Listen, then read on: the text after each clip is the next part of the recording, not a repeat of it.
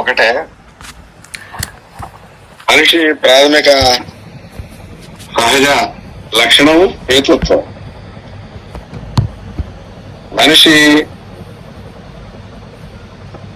Advanced brain తో రావటం వల్ల ఏమైందంటే, సేకరించిన నాలెడ్జ్ ని అడ్వాన్స్డ్ లెవెల్ విశ్లేషణ చేయటం, సత్యావిష్కరణ చేయటం, నూతన భావాలను ఉత్పత్తి చేయటం, నూతన పరికరాలను ఉత్పత్తి చేయటం, తన స్వేచ్ఛ కోసం పరిసరాలను తనకు అనుకూలంగా మార్చుకునే దానికి మనిషికి ఈ అడ్వాన్స్డ్ బ్రెయిన్ ఉపయోగపడింది. మనిషి ఆలోచించేటువంటి పద్ధతినే మనం హేతుత్వం అంటున్నాం. హేతుత్వం అన్ని జీవుల్లో ఉంటది. వాటి స్థాయి వేరు, మానవుళ్ళు ఉండే స్థాయి వేరు. మానవుళ్ళు చాలా అడ్వాన్స్డ్ స్థాయిలో ఈ హేతుత్వం పనిచేస్తుండదు. పరిసరాలను గమనించి, పరిసరాలను పరిశీలించి, పరిసర జ్ఞానం పొంది, ఆ జ్ఞానాన్ని విశ్లేషించి, దాంట్లో నాలెడ్జ్ మొత్తాన్ని పక్కకు లాగి ఆ సత్యంతో సత్యాన్ని బయటకు తీసి సత్యంతో అవగాహన చేసుకొని తనకు ఎట్లాంటి పరిస్థితులు కావాలి అలాంటి పరిస్థితుల్ని, చుట్టూ ఉన్న పరిస్థితులు మార్చుకోవటానికి అవకాశం ఏర్పడింది. అందువల్ల మనం జనరల్ గా ఆలోచిస్తున్నాం అంటాం. ఆలోచించండి అంటాం. ఏమిటి ఆలోచించడం అంటే హేతుబద్ధంగా ఆలోచించడం, కార్యకారణ అవగాహనతోటి ఆలోచించడం. కార్యకారణ అవగాహన రావాలంటే దేన్ని మనం చూసినా పరిశీలించినా కూడా ఇదేమిటి, ఇది ఎలా ఉంది, ఇది ఎందుకు ఇలా ఉంది అనే ప్రశ్నలు వేసుకొని, ఈ శోధించే ప్రశ్నలు, ఈ శోధక ప్రశ్నలు వేసుకొని వాస్తవాలను రాబడతాం. ఆ వాస్తవాల ఆధారంగా నిర్ణయాలు తీసుకుంటాం. ఇది హేతుత్వం, హేతుబద్ధ ఆలోచన పద్ధతి. దీని ద్వారానే సైంటిస్టులు ప్రయోగాలు చేసి ప్రయోగ ఫలితాలను విశ్లేషించి ప్రకృతి సత్యాలను తెలుసుకొని ప్రకృతి సత్యాలను వెల్లడిస్తారు. ఆ వెల్లడించిన ప్రకృతి సత్యాల ఆధారంగా టెక్నాలజీ తయారు చేస్తారు. ఆ టెక్నాలజీ తోటి మనిషి స్వేచ్ఛను పొందేదానికి అవకాశం ఉంటుంది. అచ్చంగా సైన్స్ మాత్రమే చేయలేదు. కనీసం ఒక రాతి పరికరం తయారు కావాలి, కనీసం ఒక ఇనుప పరికరం తయారు, అప్పుడు మాత్రం ప్రకృతిని మార్చడానికి అవకాశం ఉంటుంది. అంతకుముందు చేతులతో మార్చేవాడు, చేతులతో చాలా పరికరాలను మార్చుకోవచ్చు. ఆ చేతులకి బలాన్ని ఇవ్వటం కోసం ఈ రాతి పరికరాలు, ఐరన్ పరికరాలు, ప్లాస్టిక్ పరికరాలు, ప్యాకెట్ పరికరాలు ఇవన్నీ వచ్చినాయి. అడ్వాన్స్ నాలెడ్జ్ పెరిగే కొద్దీ టెక్నాలజీ పెరిగింది, నాలెడ్జ్ పెరిగే కొద్దీ మనిషికి స్వేచ్ఛ పెరిగింది. అందువల్ల నాలెడ్జ్ బేస్డ్ గా ఆలోచించి నిర్ణయాలు తీసుకొని ఆ నిర్ణయాలు అమలు చేసి మనిషి స్వేచ్ఛను పొందేటువంటి విధానం మొత్తాన్ని కూడా హేతు పద్ధతి అంటారు, హేతుత్వం అంటారు దీని మొత్తాన్ని. అందువల్ల మనిషి దేన్ని చూసినా, ఏది విన్నా, ఏది గమనించినా ప్రశ్నలు మొదలవుతాయి. అంతకుముందు నాలెడ్జ్ ఉంటుంది కాస్త.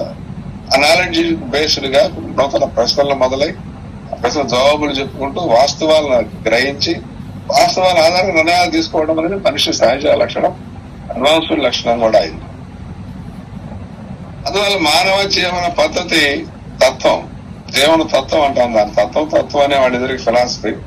దాన్ని మనం అర్థవంతంగా ఉండడానికి జీవన తత్వం అన్నాం, లైఫ్ ఫిలాసఫీ అన్నాం. ఫిలాసఫికల్ స్టాండ్స్ అని, లైఫ్ ఫిలాసఫీ అని రకరకాలుగా చదువుతున్నారు మాటలు. అందువల్ల మన జీవన పద్ధతి ఎలా ఉండాలంటే హేతు పద్ధతికి అనుకూలంగా ఉండాలి. మనం ఎలా జీవిస్తున్నామంటే మన హేతుత్వం ఎలా పనిచేస్తా ఉందో, మనం ఎలాంటి నాలెడ్జ్ సేకరిస్తామో, దాన్ని ఎట్లా విశ్లేషిస్తామో, దాని నుంచి ఎట్లా నిర్ణయాలు తీసుకుంటామో దాన్ని బట్టి మన జీవన పద్ధతి ఉంటది. అంటే హేతుత్వాన్ని అప్లై చేస్తే జీవన పద్ధతి, జీవన తత్వం రూపొందుతుంది. హేతుబద్ధ ఆలోచనల్ని అప్లై చేస్తే ఈ తత్వం మనకు అర్థం అవుతుంది.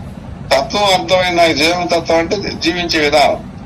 ఆ జీవించే విధానం అర్థమైనాక అది క్రమంగా పెరిగే నాలెడ్జ్ ప్రకారం జీవన తత్వం కూడా అడ్వాన్స్ అవుతుంటది.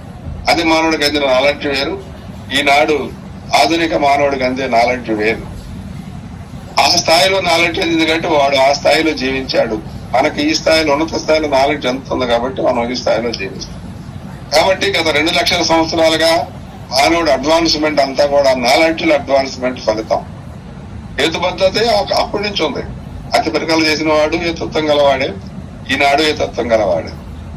కానీ నాలెడ్జ్ లో పెరుగుదల వల్ల ఏమైందంటే ఈ పరికరాల్లో ఉన్నత వచ్చేసింది, స్వేచ్ఛ పెరిగింది, నూతన భావాలు వచ్చినాయి, నూతన భావం అనుగుణంగా జీవన విధానం మారింది. ఆ విధంగా ఈ హేతుత్వం అనేది తత్వానికి దారి చూపితే, తత్వంలో ఏది సరైన తత్వం, ఎన్నో తత్వాలు వస్తే ప్రతి మనిషి ఒక తత్వం చెబుతాడు, ఏది సరైన తత్వం అన్నప్పుడు హేతుబద్ధంగా ఆలోచించి డిసైడ్ చేస్తాం. అనేక తత్వాలు ఉంటాయి, మనిషికి తత్వం మారిపోయింది, జీవన తత్వం. నేను చెప్పేది వేరు, ఇంకొక ఆయన చెప్పేది వేరుగా ఉంటుంది. కానీ వినేవాళ్ళు దాన్ని చూసి పరిశీలించి హేతుబద్ధమైన ప్రశ్నలు వేసుకొని ఏది రైట్, సత్యనారాయణ చెప్పేది రైటా వాడు చెప్పేది చూసి ఒక నిర్ణయానికి వస్తాం. కాబట్టి మన హేతుబద్ధ ఆలోచన విధానం ద్వారా జీవన తత్వానికి చేరితే, ఆ జీవన తత్వాన్ని తెలుసుకున్న జీవనం ఇట్లా ఉండాలని దాన్ని అప్లై చేసినప్పుడు మానవవాదం ఎదురవుతుంది, హ్యూమనిజం దారికి చేరుతాం. కాబట్టి హ్యూమనిజం అనేది ఒక ఫిలాసఫీ, జీవన విధానం. ఈ జీవన విధానం రావడానికి మనం హేతుబద్ధ ఆలోచన ద్వారా వస్తాం. కాబట్టి మనిషి సహజంగా హేతుబద్ధ ఆలోచన గలవాడు, హేతుత్వం గలవాడు, తన జీవన విధానాన్ని నిర్ణయించుకుంటాడు. అది జీవన తత్వం. జీవన తత్వం బేస్డ్ గా జీవన విధానం ప్రాక్టికల్ గా అప్లై అవుతుంది. అది హ్యూమనిజం, మానవవాదం. కాబట్టి మానవవాదం, నేను మానవవాది అంటే అర్థం ఏంటంటే నేను హేతుబద్ధంగా ఆలోచించేవాడిని, వారికి ఎవరో ఏదో చేత నమ్మేవాడిని కాదు. ఆధారాలు చూపి చేస్తే మాత్రమే నేను వాస్తవంగా గ్రహిస్తాను. ఆధారం నిరాధారంగా ఎవరు ఏమి చెప్పినా తిరస్కరిస్తాను. నేను విన్నది చూసింది అహేతుకంగా ఉంటే తిరస్కరిస్తాను. కాబట్టి మనిషి హేతుబద్ధంగా ఆలోచించి జీవన తత్వాన్ని రూపొందించుకొని దాన్ని అప్లై చేసినప్పుడు మానవవాదం, హ్యూమనిజం రూపొందుతుంది, హ్యూమనిజం దారిలోకి వస్తాడు. కాబట్టి మనిషి తప్పనిసరిగా హేతుబద్ధ ఆలోచన పరుడు కాబట్టి హ్యూమనిజం వైపు దారి తీయాలి. ఏమిటి హ్యూమనిజం అంటే? మనిషి తన అభివృద్ధిని తాను చేసుకోగలడు, తన భవిష్యత్తుకి తాను బాధ్యత వహించగలడు, తన భవిష్యత్తు తన భావాల మేరకు ఉంటుంది, తన భావాల ప్రకారం తన భవిష్యత్తును రూపొందించుకుంటాడు, తన కాళ్ళ మీద తాను నిలబడతాడు, ఇతరుల సహాయం పని లేకుండా తను బలంతో, తన శక్తితోటి, తన ఆలోచనతోటి తన భవిష్యత్తుని తాను నిర్మించుకుంటాడు అని ఒక ఫిలాసఫీ చెబుతుంది. దాన్ని అమలు చేసినప్పుడు మనిషి ఏం చేస్తాడంటే మనం చెప్పినని చేస్తాడు, హేతుబద్ధంగా ఆలోచిస్తాడు, తర్కిస్తాడు, కార్యకాల అవగాహన చేసుకుంటాడు, ఎట్లా బతికితే బాగుంటుందో చూసుకుంటాడు, నిర్ణయాలు తీసుకుంటాడు, ఆ నిర్ణయాల ఆధారంగా జీవనం సాగిస్తాడు. అది మానవవాది చేసే పని.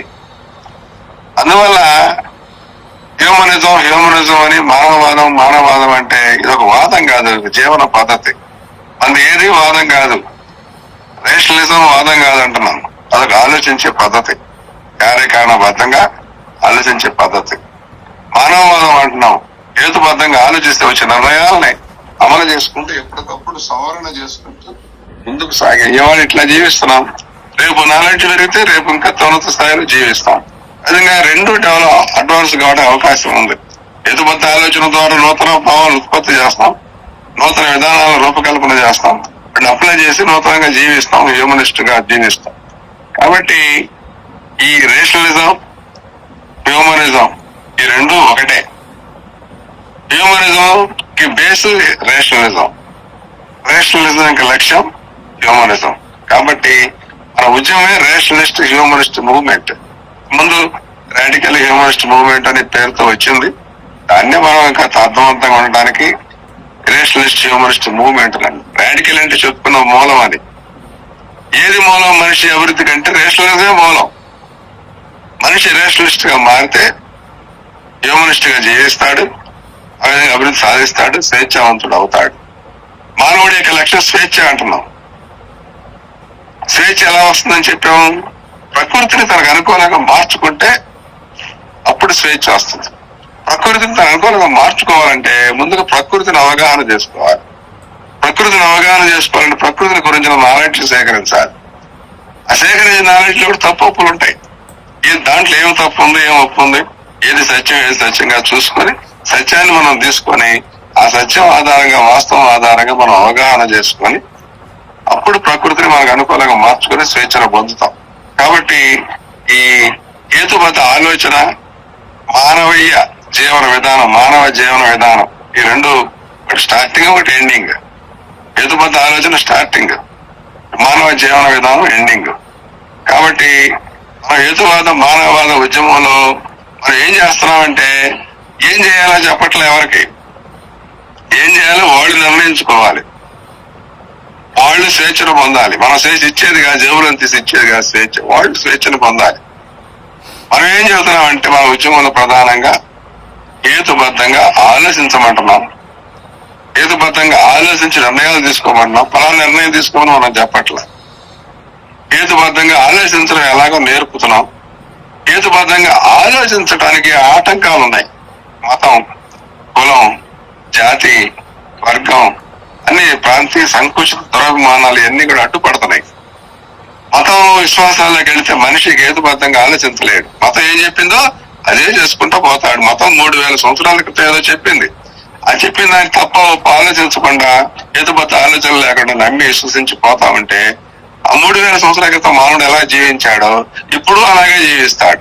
జీవనంలో ఉన్నతి కనపడదు. అట్లాగే కుల కట్టుబాట్లు ఉన్నంత కాలం మానవత వ్యక్తం కాదు. ఆ కులపాడు ఈ కులపాడు ఈక్వల్ కాదు.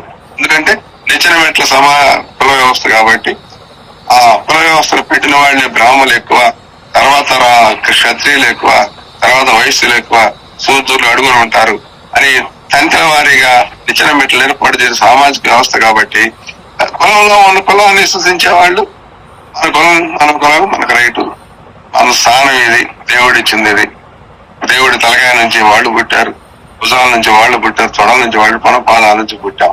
ఈ విధంగా విశ్వాసాలు ఏం చేస్తాయంటే మనిషిని ఆలోచించుకొని, అందువల్ల హేతువాద మానవవాద ఉద్యమంలో మనం ఏం చేస్తున్నామంటే మనుషుల్ని హేతుబద్ధంగా ఆలోచింపజేయడానికి మన ప్రయత్నం చేస్తున్నాం. హేతుబద్ధంగా ఆలోచిస్తే వాడు ఏ పార్టీకి ఓటేయాలో వాడు నిర్ణయించుకుంటాడు, పొలంలో ఏ విత్తనం వేయాలో వాడు నిర్ణయించుకుంటాడు, ఏ కోర్సు చదవాలో వాడు నిర్ణయించుకుంటాడు, ఏ అమ్మాయిని పెళ్లి చేసుకోవాలో వాడు నిర్ణయించుకుంటాడు. మనం అది ఇదని మనం చెప్పటం కాదు. అంటే మనం ఏం చేయాలో చెప్పట్లా, మనం ఏం చేయాలో వాడు నిర్ణయించుకోవాలి. కాబట్టి సరైన నిర్ణయాలు చేయడానికి దారి ఏందంటే హేతుబద్ధంగా ఆలోచించడం. కాబట్టి హేతుబద్ధంగా ఆలోచించే ప్రక్రియలో భాగంగా మనం హేతుబద్ధ ఆలోచన అడ్డుకునేటువంటి మత విశ్వాసాలను విమర్శిస్తున్నాం. ఎందుకు విమర్శిస్తున్నాడు? మతాన్ని విమర్శించడం కోసం కాదు, మనుషులను హేతుబద్ధంగా ఆలోచింపజేయడం కోసం మత విశ్వాసాలు తీసుకుని వాటిని విశ్లేషించి దాంట్లో ఉన్న అహేతుకతని బయట నువ్వు నమ్మే మత విశ్వాసాల్లో ఇది ఈ లోపాలు ఉన్నాయి, ఇది అన్సైంటిఫిక్, ఇది అహేతుకం అని చెప్పి, ఇది అమానుషం అని చెప్పి వాడిని ఆలోచింపజేయడం కోసం మత విశ్వాసాలను విమర్శిస్తున్నాం. కుల విశ్వాసాలని, జాతి విశ్వాసాలని, వర్గ విశ్వాసాలను విమర్శించి హేతుబద్ధంగా ఆలోచింపజేయడానికి మన ప్రయత్నం. కాబట్టి మనుషులందరూ కూడా ఎవరి భవిష్యత్తుకు వాళ్లే మూలం, వాళ్లే బాధ్యత వహించాలి, మనం కాదు. ఈ శ్రీనివాసాచార్యం నేను మనుషులందరి జీవన విధానానికి భవిష్యత్తుకి బాధ్యత వహించాల్సిన పర్లేదు. నా భవిష్యత్తుకు నేను, ఆయన భవిష్యత్తుకు ఆయన, మనుషులు ఎవరి భవిష్యత్తుకు వాళ్ళు బాధ్యత వహించాలి. బాధ్యత వహించడం అంటే ఏంది? వాళ్ళు చేసేటువంటి క్రియలు ఉంటాయి, మనిషి ప్రతి క్రియ, అదే ప్రమాదం జరిగినా అతను బాధ్యత వహించాలి, మంచి రిజల్ట్ వచ్చినా తను బాధ్యత వహించాలి. అంతేకాని మంచి రిజల్ట్ వస్తే నేను చేశాను, తప్పు జరిగితే వాళ్ళు చేశాను అనేది కాదు. ప్రతి మనిషి తన చర్యలకు తాను బాధ్యత వహించి తన భవిష్యత్తుకు తాను బాధ్యత వహించి ముందుకు పోవాలి. అయితే మనం ఉద్యమం రూపంలో మనం ఏం చేస్తున్నామంటే హేతుబద్ధంగా ఆలోచింపజేయడానికి, విశ్వాసాల పట్టు నుంచి తొలగించడానికి ఆ విశ్వాసాలను విశ్లేషించి చెబుతున్నాం. ఒకసారి హేతుబద్ధంగా వాడు ఆలోచిస్తే వాడికి ఏం చేయాలో, ఎలా చేయాలో, ఎలా బతకాలో మనం చెప్పాల్సిన అవసరం లేదు. మనం ఎట్లా హేతుబద్ధంగా ఆలోచించి మన నిర్ణయాలు మనం చేసుకుంటున్నాము మన భవిష్యత్తు కోసం, వాళ్ళు కూడా వాళ్ళ భవిష్యత్తు కోసం వాళ్ళు హేతుబద్ధంగా ఆలోచించి నిర్ణయాలు తీసుకుంటారు. కాబట్టి మన ఉద్యమం ఏం చేయాలో చెప్పట్లేదు, ఎలా ఆలోచించాలో మాత్రమే చెబుతున్నాం. కాబట్టి మనం అన్ని చేస్తే ఏమవుతుందంటే మనం బాధ్యత వహించాలి. వాడు ఎట్లా పెళ్లి చేసుకోవాలి, ఏ కోర్సు చదవాలి, ఎట్లా ఇల్లు కట్టాలి, అన్ని మనం చెబుతా ఉంటే వాడు ఆలోచించకుండా దానికి తప్పు జరిగితే మనం బాధ్యత వహించాలి.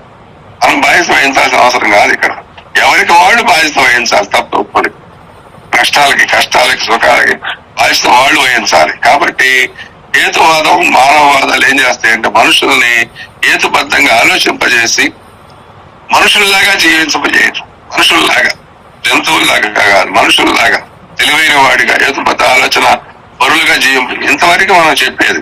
కాబట్టి మనం పత్రికలు పెట్టినా, నడిపినా, వ్యాసాలు రాసినా, పుస్తకాలు రాసినా మనుషుల్ని హేతుబద్ధంగా ఆలోచింపజేయడం వరకు మాత్రమే. ఒకసారి వాడు హేతుబద్ధంగా ఆలోచిస్తే వాడు తన భవిష్యత్తు తాను బాధ్యత వహించి తన భవిష్యత్తును తాను తీర్చిదిద్దుకునేదానికి హేతుబద్ధంగా ఆలోచిస్తూ నిర్ణయాలు తీసుకుంటూ అవసరమైతే నూతన భావాలను ఉత్పత్తి చేసుకుంటూ నాలెడ్జిని పెంచుకుంటూ ముందుకు సాగుతాడు. అలా నిత్యం అడ్వాన్స్మెంట్ జరుగుతాడు జీవన విధానం. కాబట్టి మనం ఈ హేతుత్వం, తత్వం, మానవవాదం అనే విషయంలో ఫస్ట్ది హేతుబద్ధంగా ఆలోచింపజేయటం. హేతుబద్ధంగా ఆలోచిస్తే వాడు ఆటోమేటిక్ గా మానవవాదానికి చేరతాడు. అయితే మనకి డౌట్స్ ఉంటే ప్రతి వారికి డౌట్స్ మానవవాదం అంటే ఏది అడుగుతారు, చెబుతాం. హేతుబద్ధత అంటే చెబుతాం అని మామూలు. కానీ ఎవరి భవిష్యత్తుకి వాళ్ళు బాధ్యత వహించగల శక్తియుక్తులు వాళ్ళకి అందించటం, హేతుబద్ధంగా ఆలోచింపజేయటం ప్రధానమైంది. మనుషులుగా జీవింపజేయటం రెండోది వాడు చేసుకుంటాడు. మనం చెప్పాల్సినంత అవసరం లేదు. మన శ్రమంతా, మన శక్తియుక్తులంతా కూడా ఇక్కడ మనుషుల్ని హేతుబద్ధంగా ఆలోచింపజేయటంలో కేంద్రీకరిస్తే ఆటోమేటిక్ గా వాళ్ళు మనం ఎట్లయితే మానవవాదులు అయ్యామో వాళ్ళు కూడా చదువుకుంటారు. ఎంఎన్ రాయ్ పుస్తకాలు చదువుకుంటారు, వెంకటగారి పుస్తకాలు చదువుకుంటారు, నా పుస్తకాలు చదువుకుంటారు. ప్రపంచ జ్ఞానాన్ని ఇచ్చి ప్రపంచ నాలెడ్జ్ అంతా చదువుకొని వాళ్ళు అడ్వాన్స్ నిర్ణయాలు విశ్లేషించి సొంత ఆలోచనతో నిర్ణయాలు తీసుకుని ముందుకు సాగుతారు. కాబట్టి మనం పుస్తకాలు చదివినట్టు వాళ్ళు పుస్తకాలు చదువుతారు, మనం ఆలోచించినట్టు వాళ్ళు ఆలోచిస్తారు. కాబట్టి అందరు అడ్వాన్స్మెంట్ కి ఎవరు బాధ్యత వాళ్ళతో ముందుకు పోయే అవకాశం ఉంటుంది. కాబట్టి ఈ హేతుబద్ధత అనేది మానవవాద జీవన విధానానికి బేస్ గా ఉండి ఈ బేస్ ఆధారంగా ముందుకు సాగాలనేది హేతువాదాలు మానవవాద ఉద్యమం యొక్క విధానం. హేతువాదం ఆలోచించే పద్ధతి, మానవవాదం జీవన పద్ధతి. మధ్యలో జీవన తత్వం ఒకటి వస్తుంది హేతుబద్ధ ఆలోచన వల్ల. ఆ జీవన తత్వాన్ని అప్లై చేస్తే మానవవాదం వస్తుంది. Thank you sir, thank you very much. హేతువాద మానవవాదాలకు సంబంధించినటువంటిది స్పష్టమైనటువంటి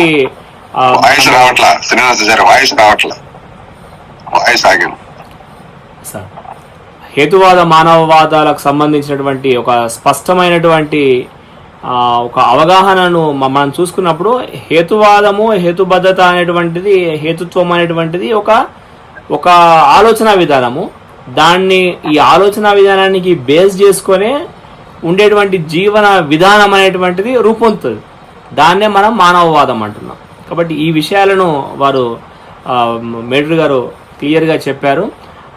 చెప్పినందుకు కృతజ్ఞతలు సార్. ఇంకెవరైనా మాట్లాడేవారు మాట్లాడవచ్చు సార్.